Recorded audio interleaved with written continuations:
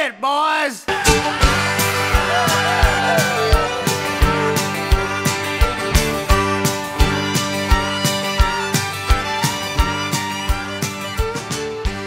Fins up, everybody. It's the Margaritaville Podcast, Gypsies in the Palace edition on this lovely day off in Boston, Massachusetts. I'm sitting here with Jared Sandsgrant, our production assistant. Jared, how you doing, buddy? I'm great. It's always nice to be a willing participant on the podcast. Just say you're great. Okay, Lars. I don't have time for this. Lars, how you doing, buddy? Neither do I. I I'm know. over it. I'm ready to go home. I think, yeah, there's some sentiments going on right now. We'll talk about that today. We got Lars here with us, and we got Tom Boyd. He's What's our. up, guys? Hey, you doing all right, buddy? I'm great. Tom Boyd is our barfly in the tailgate on specific shows. Does some work for us on social. Does great work. And if you've been seeing any of the video clips of Miles to the Beach on Margaritaville.com, Margaritaville TV, those are produced all by Tom and helped out by his lovely girlfriend. But he does great work. Yeah, she gets a plug. But Tom's the creator behind that, and he does a really good job with that. And he's with us here today in Boston because he traveled with us from his native state of Pennsylvania last night on our tour bus. Because you live in Westchester? Westchester. And you were at the Camden show in Jersey with us last night. Yes. And got a chance to hop a ride on our bus to get to Boston. So welcome. Thank you for having me. Glad to have you on the podcast. Yeah. You get a 5-minute intro. Dude, Jared, I'm ready to just You know, up all the intros you got for not being yeah. I know. Yeah, Jared doesn't make our podcast a lot, but to his credit, he's busy a lot of the times with this new job he has on tour from the old job he used to have. When you say he doesn't make the podcast, you mean like he doesn't create? He doesn't attend. He does not attend. He doesn't entertain. Next topic. Well, first of all, he doesn't create it. He doesn't show up. It's rare that he does entertain. Jared's quiet, He'll be like, that's right. Is this the roasting episode? A little bit. But so you better watch yourself, Jared, because I found out today my hotel room window actually opens. I don't know if you guys noticed that. That's so rare these days. Because I'll throw you out my hotel window if you do not cooperate on this podcast. Glad you could find time in your busy schedule talking to college ambassadors all day. Yeah, it's a rough life. It is, but it's a cool program you're working on. It's a great program. I feel pretty darn lucky. We had probably 10 of them at the show last night, so that was great to actually meet them and kind of put faces to names because normally we don't actually have in-person conversations. And this is all about the whole Margaritaville University program you got going on. Margaritaville University. So MargaritavilleUniversity.com is where people can go to check this out? Yep. It's got the information you need, a place to apply for spring semester, all the good stuff. Can I apply? You could apply, but if you're not in school, it's going to be really hard to make the cut. Man. What about graduate school? Yeah. Graduate school will take. Online programs? You got to talk to Joey about all that. Okay. I let him make the rules. We'll talk to Joey about it. All right, so we're in Boston today. We're going to just free flow this thing because, first of all, we're missing Charleston. We're missing Hallie. Missing's a strong word. Well, we are missing them. They are absent, and we are missing them. I think they're great entertainment on this podcast. Leave it to Jared, who's rarely here, to be ripping on them, right? I'm the 11th man off the bench. You definitely are. Thanks for having me. You listen to the podcast, Tom. Do you like having Charleston and Hallie on here? I love it. I do too. I love it. It makes it. I have big shoes to fill. Yeah. Figuratively and literally, yes. Yeah. So they're not here because they're out with their buddy Big Todd. You know Big Todd, Jared? I do. We know Big Todd. Lars, you remember Big Todd. Mm-hmm. Big Todd's a local boy here in Massachusetts, and he's normally the local sponsor for Hallie and Charleston on their days out in Boston. They get up to some mischief, good mischief. They always have some good stories. So hopefully the goal tomorrow is to record a podcast before the Boston show, technically Mansfield, Mass, or on the bus coming back to the hotel. I would say before noon, or as soon as they get there. I would like to, while the stories are still fresh. Yeah, and while they're maybe hurting. And they'll be there early tomorrow, so that might work out. Yeah, they're gonna. We've got an earlier bus call tomorrow to get out to Mansfield, so to get this show going. So But at least we get to come back to the hotel. But you're right. I think we should tackle them first thing in the morning when they get out there because they're going to be there before lunch. Normally they get there at lunch and things start picking up pretty fast after 12:30 on a show day. But let's just get into shows. I don't know about you guys, but in Camden, I couldn't get it going, man. I still think this whole leg has been difficult because of a show on a Friday, 3 days off in New York, show on Tuesday. I just can't get a groove going. Just the gears aren't working. What are you feeling like? They haven't been easy. One, Toronto, the load-in, having to bring each truck, back them up over a bridge over the water, and this bridge is the same width as the trucks. Like, we haven't played a venue that's truly conducive to an event. This has not been a user. Yeah, has not been a user. Jones Beach is fine, but it's. I mean, everything comes off the truck with a forklift, and I think we mentioned in the last podcast, it just takes forever to get set up. Yeah, my day starts at. I mean, we get there at 7, but I usually get my gear at 9, and I didn't get it till like closer to noon. Yeah. So, just tricky production on these ones. I feel like just the weather, especially at the first two shows, everyone's on edge. Toronto had all the flooding issues, so people were just ready for the rain to cause a huge issue if the water rose, and plus that venue was kind of beat up because of the flooding anyways. And then Jones Beach, we didn't know what we were going to get, but they were calling for a lot of it. I think it even rained a little bit last night, but I don't think Jones Beach got rained. I would say it got rained out. Not the show, but the tailgate. It just it stresses people out, and people are stressed, and that it works its way into everybody's like attitude, and all of a sudden they start acting differently and obnoxious. And well, I think the Camden show actually turned out pretty well weather-wise. It was hot. I mean, it was hot. I went out to the parking lot with Lars. We were doing this new thing, getting fans in the tailgate to talk like a pirate, and which.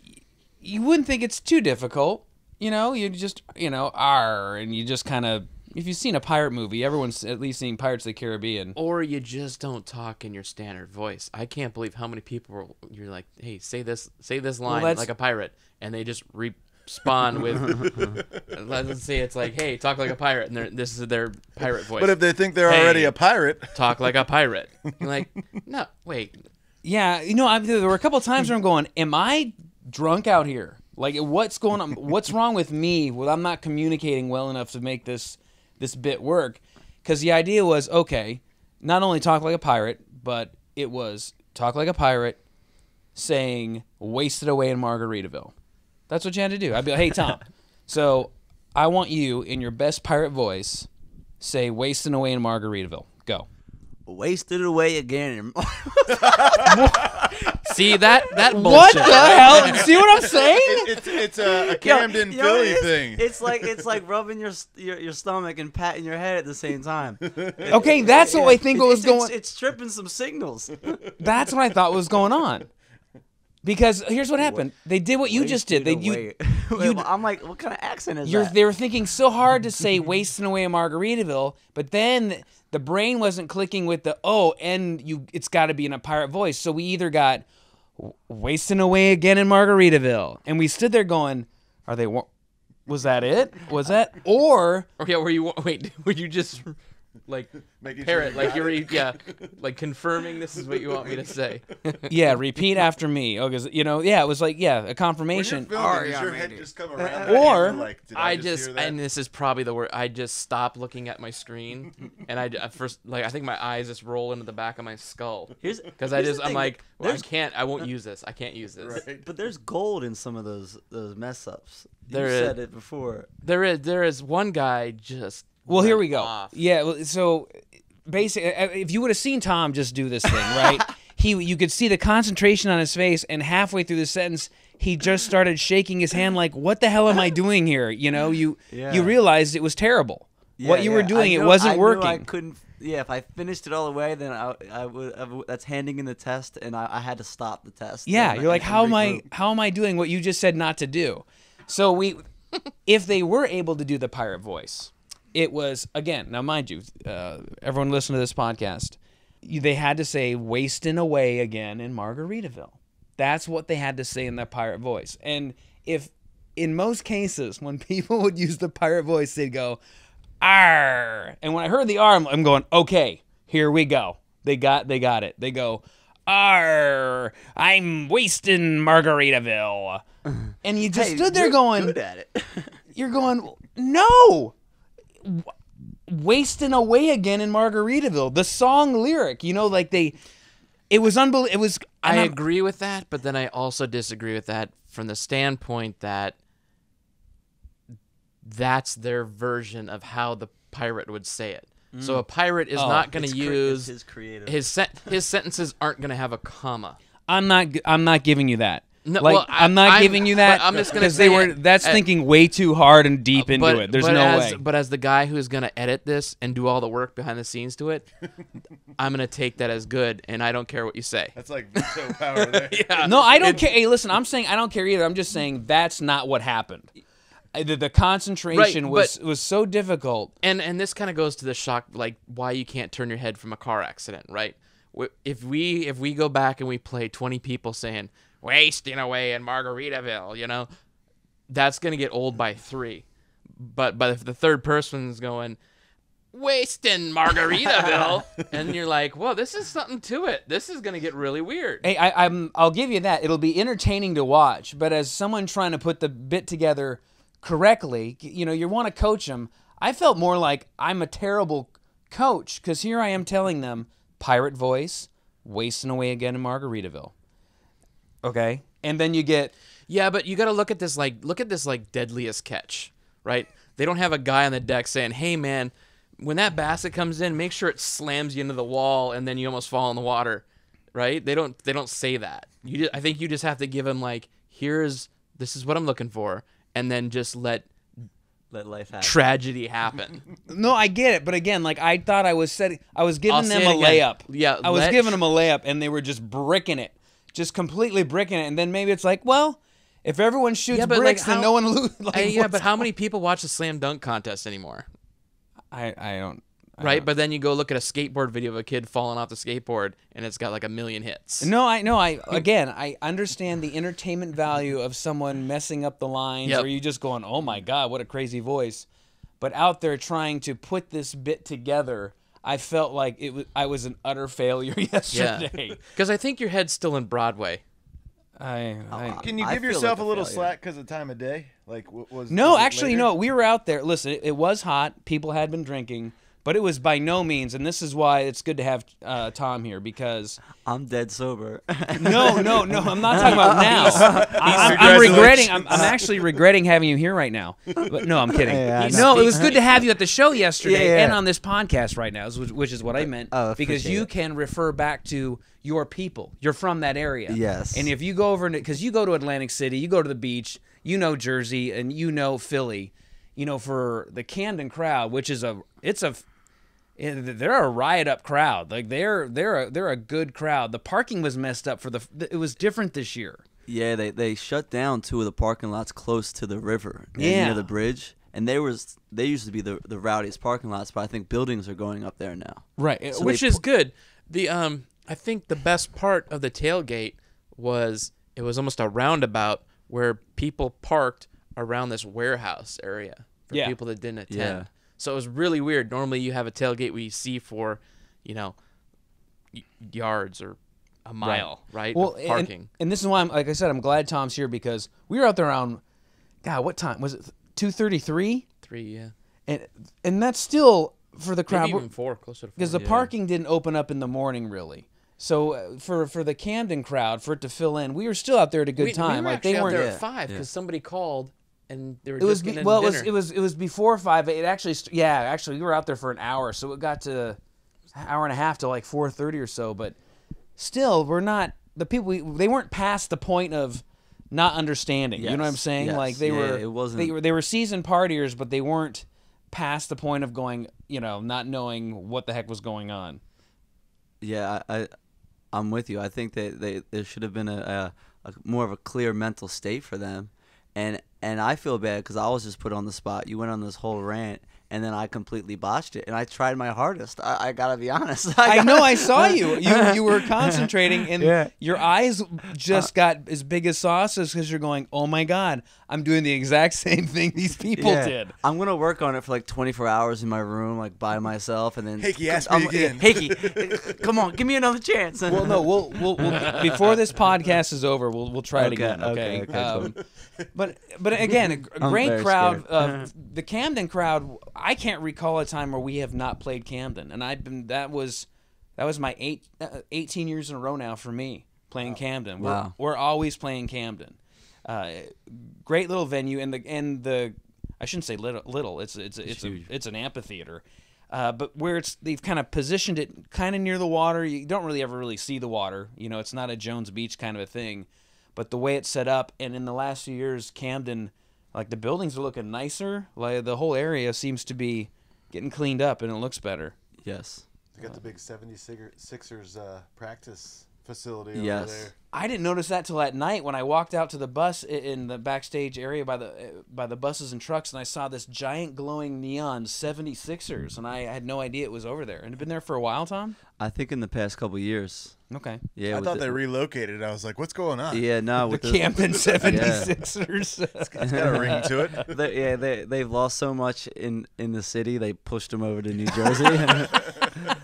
It's been a tough decade. 5 number 1 picks in a row, and you still can't. You need a winning season to be brought back to Philadelphia. Oh God. And then we get to go back across the bridge.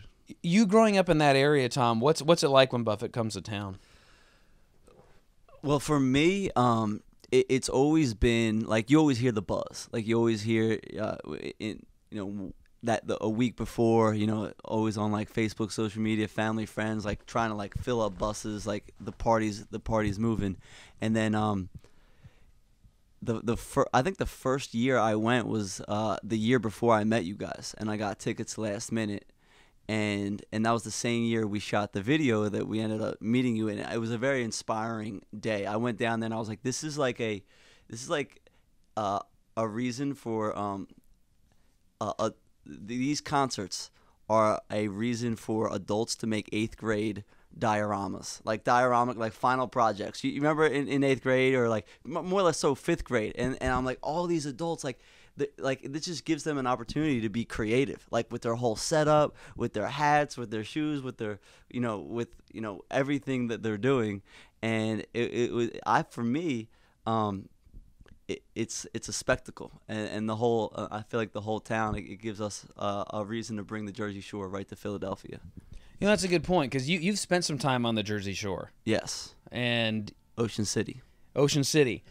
Like I'm still not that familiar with Jersey. I've been out to Atlantic City a few times. And been out to the LandShark landing out there. We've done some shows on the beach with Jimmy out there, and over the years as we've gone out there, I learned more how this really is a beach community. You just those of us who don't live in New Jersey or in the Northeast just don't think of New Jersey as even having beaches. Okay. We just don't. Yeah. I mean, do you, Jared? No, you're 100% correct. But then you talk to somebody from Jersey or Philadelphia, and they always reference going to the shore.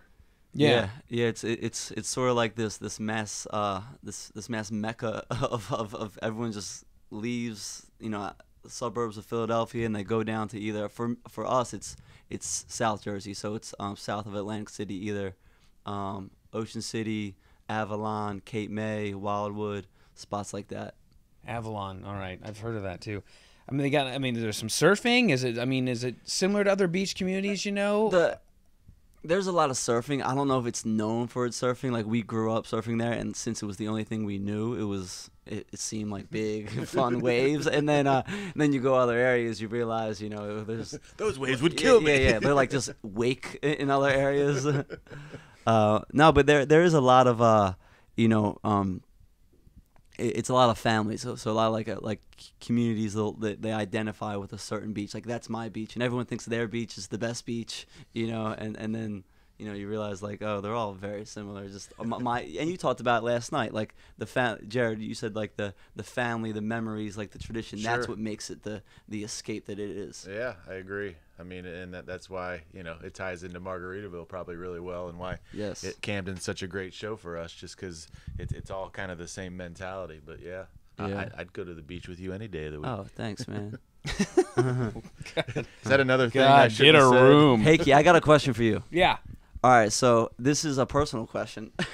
Now I see you do these live shows, these live Facebook interview sessions, and I always admire how you're able to think on the fly amongst all of the chaos that a parking lot can bring. Can you tell me what is going through your head, and how do you stay so quick? Oh wow. You know what? There's a task at hand, right? I think there's a task at hand to, when we're out doing the parking lot stuff, just trying to get the answers we're looking for, or at least directing where we want the fun to go, right? For me, I just think it comes from, I don't know. My dad's always been kind of the big social guy at parties. Okay. In fact, he talks more than he drinks. And I don't know if that's one of the things that I've kind of picked up from him over the years, just being able to talk to people. And if you get some wisecrack or someone butts in and you're trying to get a good shot, you still want to make them feel inclusive, but you also want to, be polite and keep whatever we got shooting going. So I think it's just a whole mentality of going with the flow. Wouldn't you say, Lars? Because everyone gets excited when the camera and the microphone's out there, and they do some of the most bizarre stuff that they would not do. If Lars and I walked out in the parking lot with no microphone, no camera, no one would care. But as soon as the camera goes out and a microphone, you sense this energy of them just wanting to outdo the next person, or just grab you and bring you to their tailgate, or to their little kid who's really camera shy, but they're wearing a mermaid costume, and you do your best to make it work. So it's just kind of, you want to please everyone, and I think that's one of the things we try to do. Well, at the same, you kind of have to spot the right people too, because usually the person that is like, "Hey, you got to get me on camera," is usually not the best on camera, right? And you right? guys And then you get them there, and then they freeze up, or they're like, "You got to come by and see my tailgate," and you're like, "Okay, where is it?"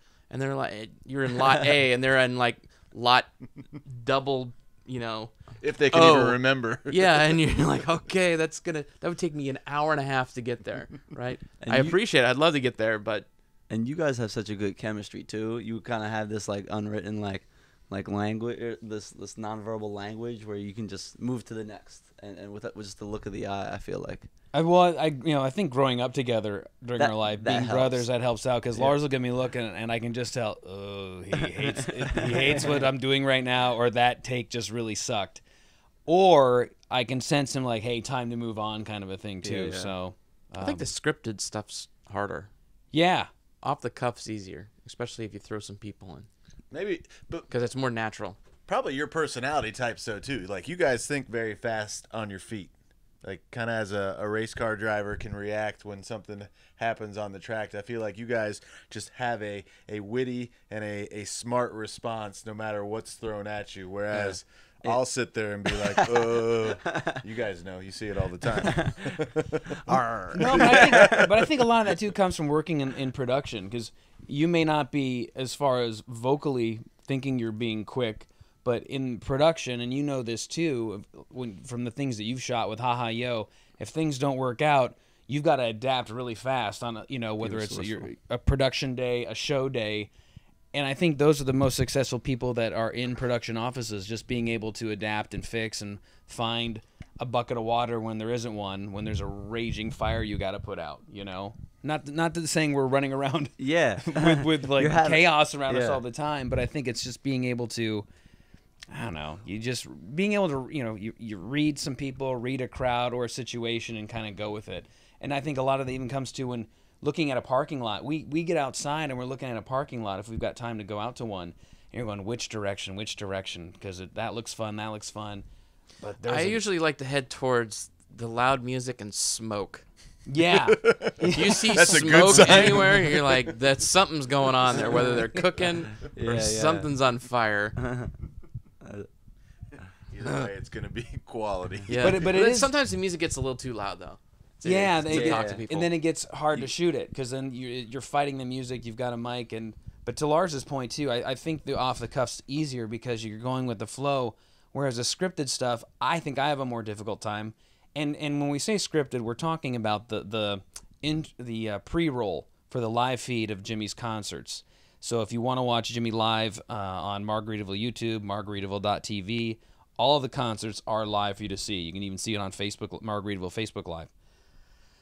The pre-roll is the stuff where like, hey everybody, it's Hakey with Margaritaville. Welcome to the show. Today we're in Camden, New Jersey. We got some stuff lined up for you today, including some vintage Jimmy Buffett videos. We had a day off last night. You know, I'm not reading anything, but there's some things we want to introduce in each of the segment clips just to keep the show flowing, right? And there's no cue cards with it, but when the camera starts rolling and then you've got some loudness going behind you, you maybe some fan comes running, they don't realize you're trying to shoot something serious, quote unquote, you know, serious for the program. I'm not being serious, but it's just tough to remember all that. That's the tricky stuff. Mm-hmm. You know, that is the trickiest stuff because you want to do it right. You're trying to make it look professional without much professional training at all, and you just want to get the point across. And normally it's you just want to be short and sweet, get on to the next clip, because let's be honest, no one really cares to be watching me on Margaritaville TV. I'm just the segue, really, just to explain people when they didn't tune in to the beginning of the program. They're like, oh, who's this guy? Oh, okay, they're in Camden. Oh, cool, we got some vintage Jimmy coming up. Or, oh, they got some tailgate footage they're about to show. You know, it's the whole idea of the pre-roll in that instance is that Jimmy said, hey, when I do these live shows, I want something like something that, like, you know, College Game Day does. They've got some people who aren't playing football that day who are talking to the crowd or talking about the game itself. So it's just one. I mean, the whole Margaritaville thing was just getting the fans a little closer. Yeah, and that's all it is. You can't go to. Some people may never go to Camden, but hopefully we got them a little closer. Yeah, and so when the whole Margaritaville thing started, it was just some kind of title thrown at us for fun. Some guys who, because we had other jobs. We were hired to be Margarillas. It was just we started doing more stuff video-wise with the flip cameras behind the scenes that some people started to like on Margaritaville.com, and then as Facebook grew on the video platform, you know, there was and as Jimmy wanted to do live shows, it just kind of morphed itself into that. So, but again, off the cuff, I think I have more fun doing the off the cuff stuff because again, half the show are the people at the show, and you get so much material. And I mean, from the stuff that people say, from what they're wearing to the stories that they have, you know, because when I am asking them questions, they're honest questions. Where are you from? What's your name? How did you build this? What's going on? Your parents brought you here? Awesome parents. You know, that's some of the fun stuff we get to go into, and I think it makes the creativity spark a bit. Yeah. What was the very first video you said that was it with the flip cam that you filmed at a tailgate and like, because you weren't this is kind of like an evolution of like you saw the need, like, hey, we need to bring the fans a little closer. What was the first one? What was the first idea that you posted at Margaritaville.com? I'm trying to remember. Was it in the Carolinas, Lars? Were we doing something? That was first, I think, broadcast and pre-show. It was in Charlotte. But I'm talking like the flip cameras. Like flip camera, man, I think it might have been Charlotte itself. We shot something inside of the stage where the choreographers are about to get on stage. We kind of did a tour, a little mini tour. Was Tristan there? Remember he came flying in on that beach cruiser? Oh, we had a it was tequila like emergency. Yeah, that was one of the first ones. It was like a 403. We were making up stuff, you know, tequila emergency. Like instead of a 911, it was like or 411. It was like something. Skit? No, it wasn't even. I don't even think. He just came in. We were filming in real time with walkie-talkies, just thinking like, hopefully we can put this together as something. Yeah. It was all off the cuff and in real time. You know, none of it was made up. So I think that's were some of the first things we did. Yeah. And we had fun with those. They were easy to use, and a lot of it was just behind the scenes stuff. We didn't do any show stuff. We didn't bug Jimmy. We were just trying to get fans a view behind the curtain of all the important people it takes to put on a show, and some of the craziest stuff that you're like, there's no you couldn't write this stuff, right? That things that would It happen. was basically just showing everything that we probably had become numb to Yeah. over time.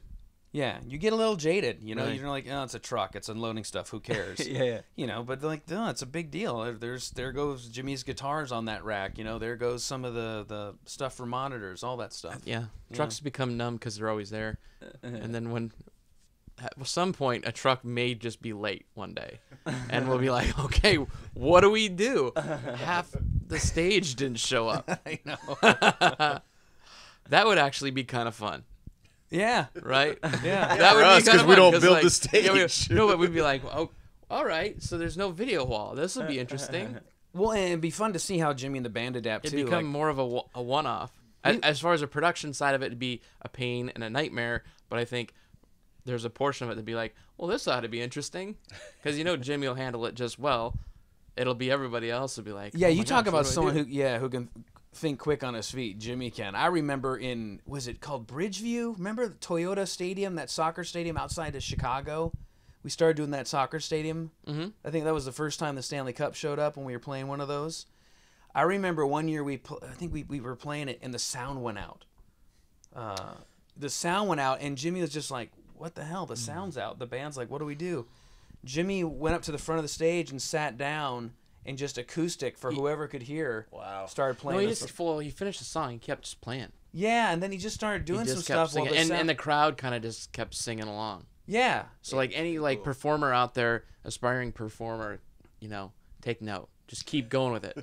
Mariah Yeah. Carey, if you're listening, just keep going with it. Right.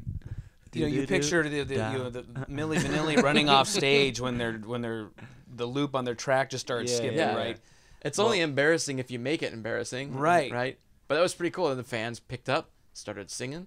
Yeah, and it became again a small Key West bar show inside a stadium. He just didn't have sound. But then he did that long enough for the sound guys to figure out what it was, and it kicked back in. But just instead of pitching a fit, throwing a guitar, or running off stage, he's like, well, we'll just keep playing. Just jam out. Yeah, so I think Yeah. There- When you wear your bracelet, what would Jimmy Buffett do? That's what you do. But if you got your what would Axl Rose do? Bracelet on. yeah, You Show's storm off. canceled. yeah. I didn't smash a realize- dressing And that's room. where he is. I didn't realize how inspiring this podcast is. There's life lessons all over this bad boy. Little, I get maybe. Yeah, learn from our mistakes. Depending on where you want your life to go, I don't You know. throw a disclaimer in there right Yeah. now. Do This the- may or may not Do work. the opposite of everything you're about to hear, and you'll turn out okay. Yeah, you should see who we hang out with off the road. I will say, I have been reminded this leg of how important sleep is. My sleep schedule has been completely off. Just the way we've been rolling into town. We leave a venue at like 12:30 at night. We get into the hotel at like 3:34 in the morning, and you try desperately to get back to sleep as soon as you can. But you're so used to the hum of the road and the bus. You get into a quiet hotel room. The temperature's different.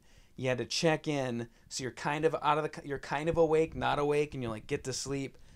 And then you do get to sleep, but then you sleep really hard, and then it's 10. Like today, we got in at 6 in the morning? Yep. But I was ricocheting all over the place in my bunk. These I roads... can at home. I can go to bed at midnight or 1, and this happens a lot, and get up at 6, right, and function. Yeah. But when you throw in the circus act of being elevated off your bed in the middle of the night a couple times. Yeah, then how about, I don't know, Tom, you had a top bunk, so I don't know if you felt as much. We all No, sleep on the bottom bunk. I was wondering the same thing because I was bouncing Top's around. worse. Top is worse. Yeah, Yeah.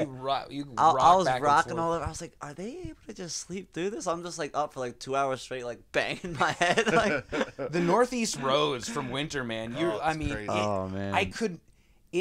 It's like Richter scale. I thought we were going over train tracks. Yeah. like with them. It felt like we were going down a gravel road at 70 miles an hour all night, and so you're not really sleeping. You're bouncing around. I did the little thing this morning where when we left, I forgot the room number, so I just went back and I'm just. Oh, hold there's on now. There's 3 rooms. You're talking when we went out for lunch today. Yeah, but when I came back, I couldn't remember my room number, so I kind of go in this little dead end, and there's 3 rooms, and I'm like, was I 707, 708, or 709? couldn't even remember. So I just went. I started at 7:07, nothing. Swipe the key, and then swipe. Yeah, because what happens is like today. So we finally got back to sleep, maybe around 6:30, and I didn't set my alarm. What you should do is just force yourself to get up 8:39, go get breakfast, just start your day, get a full day in. I didn't. Next thing you know, I look at the clock. It's 11. I'm going, oh God, yep. I'm checking. You do self inventory. I'm hungry.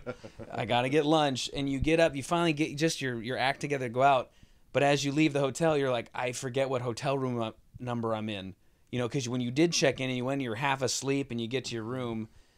We've talked about this. Yeah, this has been a difficult leg as far as the sleep schedule goes, and just I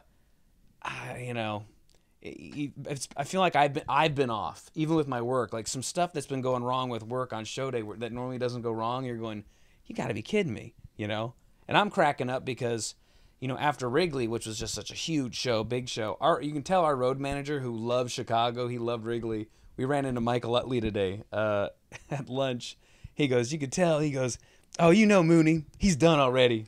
He's done with this leg. He just wants to go home. Like, after Chicago. And then doing these shows that are kind of just off a little from what we normally do, it just kind of throws you a little bit. But they've been good shows. I mean, the Camden show was cool. Amos Lee showed up. He went out on stage with Mac. That was cool. He's got a hell of a voice. Hell of a voice. Incredible. Yeah. And I didn't know he was from Philly. Either did I. I was talking to his manager that was there, and yeah, they're based right out of Philly. I bet he can't talk like a pirate. We should have asked him. We should have asked him. DNA. It's not his fault. He's a super nice guy. Super nice guy. Yeah. He's good buddies with Wyatt Durrett, our good friend with Zach Brown Band, who writes a lot with Zach. Amazing. They're both amazing songwriters. They're just, and I can see why they get along so well, Wyatt and Amos, but great guys. Well, Boston day off. I don't know if you guys have done anything. I haven't done a heck of a lot. It's been gray outside. All we've gone out for is a lobster roll. That's about it. But hoping to go get some. That's on days like this too. Just like, where am I going to eat next? Do I fire up my? Do I fire up my PlayStation? I got all the work done for tomorrow. So, Early bus call. I know. I feel like this last podcast. Bus call? 6:45. Yeah. Oh man. Yeah, but it's almost an hour drive out to Mansfield anyway. Yeah, traffic's usually bad. You're leaving at 6:45, 7. It's better than leaving at. What time do we leave for Jones Beach? 5:30. 5:30. I was up at 4:15. I looked at the clock. I'm like, there's no way I'm gonna go back to sleep. Are we coming back to this hotel? Yeah, we're not checking out. We come back. That's here. nice because then that'd get you another 15 minutes of sleep. There you go. See, you're not like throwing everything in your suitcase that you've. Mm-hmm. Yeah. Plus, you don't have to pack tomorrow morning. Right. No. That's nice. No. Did you get to go out on the tailgate in Camden at all, Tom? I did. What did you see? Did you have any fun sights? Any interesting people? I ran into the college ambassadors, Katie and Tori from Delaware, AJ Potts. I don't know if we can give shout outs like that, but they had a really fun setup, and that was like I kind of made that my hub, it's always nice to see people that you know. Sure. And then I did a couple laps around the whole parking lot. There was a lot of for me, I just love seeing like the Villanova flags, the Eagle flags. That was like a fun moment, and since a lot of like just old friends in the parking lot, college friends are out there just rallying with their families. I'm trying to think if there's anything specifically like outrageous that I saw, but nothing's ringing a bell. The one thing that I did note to Jared that like I've kind of observed being a fly on the wall watching you guys work is that you guys are you're in like focus mode all day long. There's everyone's got their tasks. Like this is the longest I've talked to you guys on the road, since being out. And then as soon as the show's over, you feel this like lift of like everyone starts getting goofy, everyone starts like jamming, like throwing around inside jokes. And like, can you talk about like that change of energy, like after like the jobs, your job's done, like check that box, Philadelphia, great show. Now you're getting ready to pack up, shower, go on the road. Like, what's that like? I mean, everybody has a stressful day at work, and everyone's busy, right? Everyone has that. Everyone listening to this has that day, and then it's just like normally at 5 o'clock you'd go home, whether you got to go through traffic or whatever it is. We can't go home, right? And it's not your 9 to 5. It's 7 a.m. till midnight. So the boss goes, he's gone.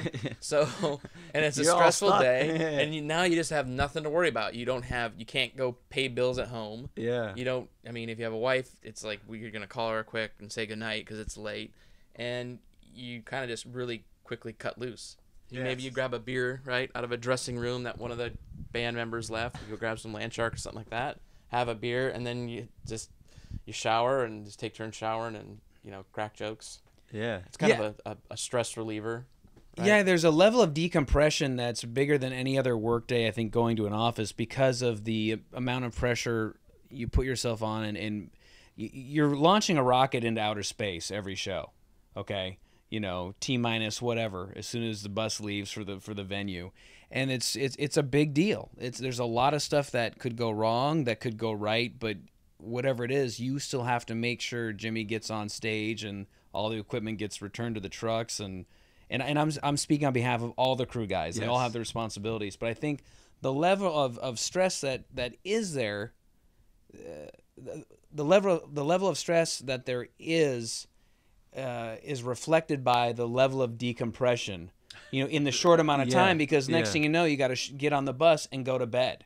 And, you don't have like a 5-hour window of just coming home from the office, having dinner with the family, watching one or two of your favorite shows, or reading a book. So, next thing you know, you're grabbing a couple of beers, or you've just realized you drank a whole bottle of red wine while you're waiting for the shower to open up. You're like, whoa, all right. And you go shower, you're cracking jokes, and you're walking out to the bus, and then you get to the bus, but then you've got, Charles and Hallie who are talking about, did you see that guy in row 7 tonight? And you're like, what happened? And then the stories start going, and you just are able to have some laughter and just slowly make your way to the hallway of your bus and just crawl into your bunk and just be like, ugh. I don't know if that answered your question, but no, it does. I feel like the level of decompression is reflective of the level of stress you have on a show day of making it all go right, because it's not only making the show go right, but then we got to go out in the parking lot, or Lars has got to get footage that's sent to him to cut it up to put in the pre-roll, because not only do you have to have a live concert for the fans who bought the ticket, but you need to have a successful live concert feed show for people who get to see Jimmy free online. Yeah, there's 2 shows in one, really, at the end of the day on production levels, and it's just not complaining. Love our work, because there is and you too, Jared. Like there's a high, high to the level of stress and anxiety that goes through a show day, but also a high of knowing of the boss you have and him when he shows up and cracks a few jokes with you, and it's there's this family, there's this camaraderie there as well, even as much as some of us want to wring each other's necks tomorrow at the show because they're ready to go home. But it's just, there's a lot of pride, I think, that's held in the work, and because of how much work Jimmy puts into making a successful show too. Like it's trickled down. It comes from the top, so. Yeah, and I think too, once he walks off the stage, he's all high fives and laughs, and he's coming off that same high. And I think it kind of just travels down to everybody else. Because you're like, as long as he's happy, I'm pretty sure I can come back to work next Saturday. Right. Exactly. Right. Job security. And I look at it too, like it's all away games for this team. Like we don't have a home field. And when Jimmy comes walking off, high-fiving, thanking the local crew, thanking a couple of the crew guys before he gets out to his car, you feel like you've won. Yeah. You've won. Even on a bad show day, you've won.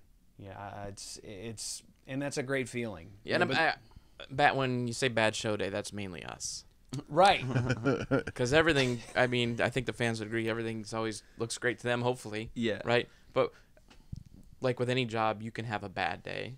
And it not necessarily something goes wrong, but it was more difficult. And it's probably even kind of to Hickey's point, an even bigger high when you did have that day because you're like, hey, I survived. Yeah. You know what's messed up though? On the smooth days where like there aren't any no speed bumps, you're not trudging through molasses, like it's just going by real smooth. You're looking around and like I don't know about you guys, but I get this anxiety like, oh, What's gonna go? What am I missing?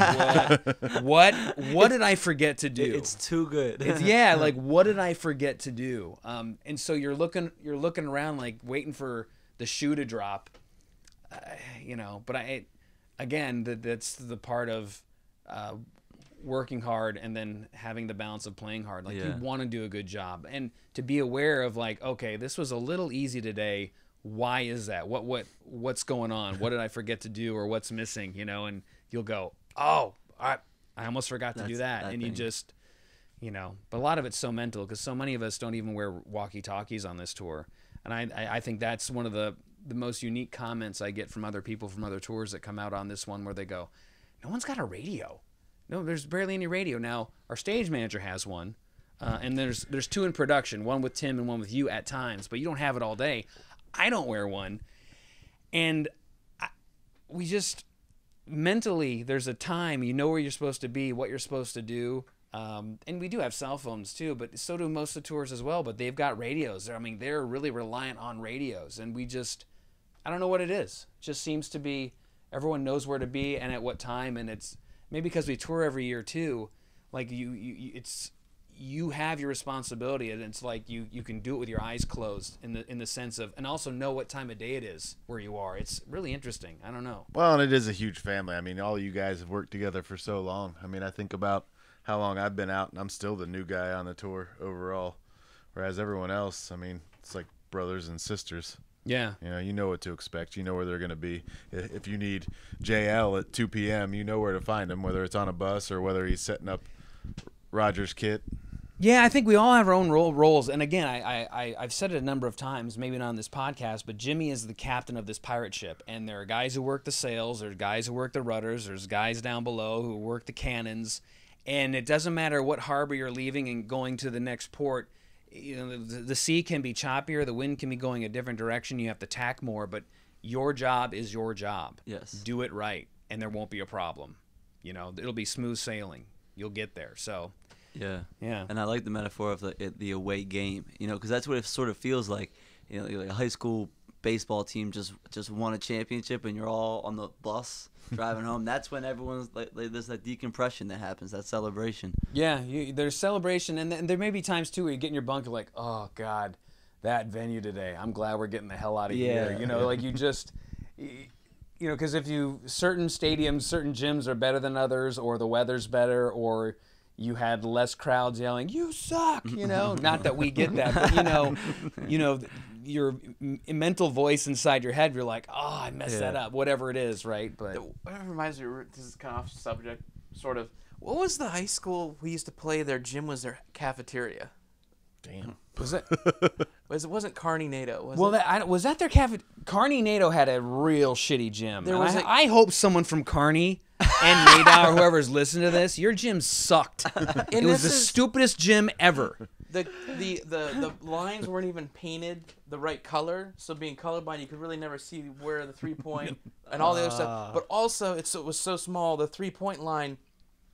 It went into stopped. the out of bounds. Yeah. So if you had Carney NATO Wolves, if you had size 6 shoes, you could probably shoot a 3-pointer. No, from here's the corner. Their but gym. If you had any bigger foot, you're either out of bounds or over the 3-point line. Their gym looked like something out of.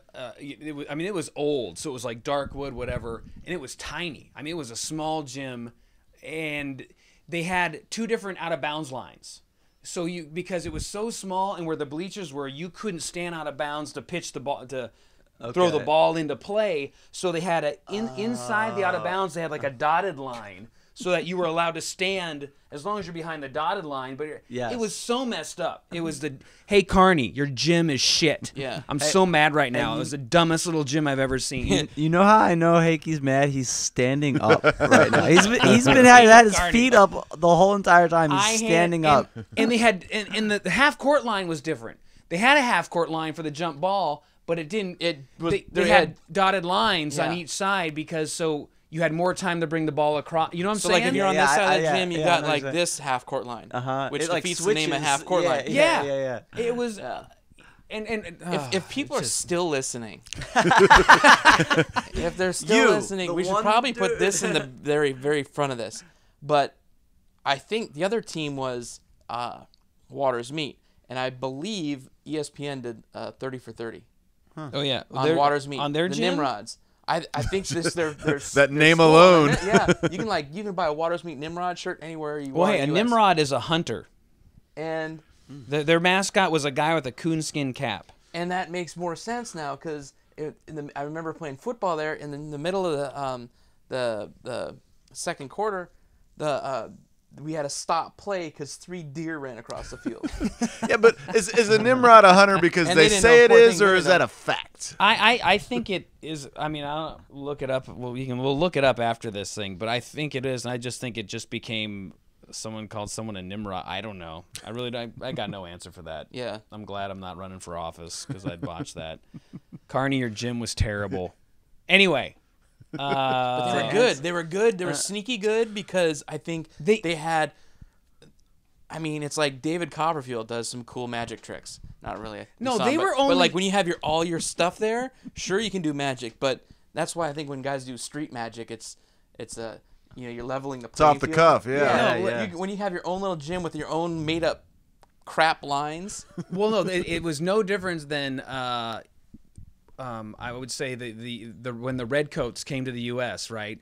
Like when you go on someone else's territory, Carney knew their gym. They knew all the lines, so they had an advantage. It wasn't because it was just different. It was so different because of the dotted lines and all that stuff. So they had an advantage. So you're the Redcoats coming in, walking through the woods, bright as day, in a straight line, and meanwhile, they could pick you apart. Yeah, or like your end of the board's checkers and they have chess pieces, and you're like, no, you can only go forward one at a time, and they're like doing this crazy diagonal. It's like playing a game with your 8-year-old. I don't recall niece. Carney She just winning any changes the rules as championships. the I'll game just say goes that along. because they couldn't play every game at home. Yes. You heard that, Carney. NATO. What's up? Yeah, I still don't even know if that's 2 different towns. It You're is. gonna have to change like okay. your Twitter address after this. One. I don't care. I don't care. No, probably school. Probably I don't even know if it exists. I don't even know if it exists I love anymore. the details that you guys Or you got remember like this crackers down and to, chips though. on your basketball. You know what floor else 'cause about kids had Carney? lunch Their there. locker room had one stall with a toilet, no door on it, for the visitors' locker room. Man. That's intimidation, right No there. door Right on in it. your They're head. trying to Yeah. shake Yeah, you down. no door on it. They're like, Yep. the basketball courts and locker rooms are much better in jail. Yeah. Absolutely. Absolutely. Hey, look. Don't ask him how he knows. All right, hey, we've been talking long enough. It's a great segue. Before we go, Tom, you want to give it a shot again? Wasting away in Margaritaville. Arg. Wasting away again in Margaritaville. Hey, That was way better. Pretty Yes, damn good. congratulations. nice. With that, we're gonna call it. This is the Margaritaville Gypsies in the Palace Edition podcast. Thank you, Tom. Thank you, Lars. Thank you, Jared. Thank you, LandShark Lager, our sponsor. Thank you, Margaritaville Resort in Key West, Florida. Hope to see you soon in Thank Key you, Jimmy. West. Thank you, Jimmy. Let's have a good show in Boston tomorrow, boys. What do you say? Fins up. Yeah, kill Fins it. up. Yeah.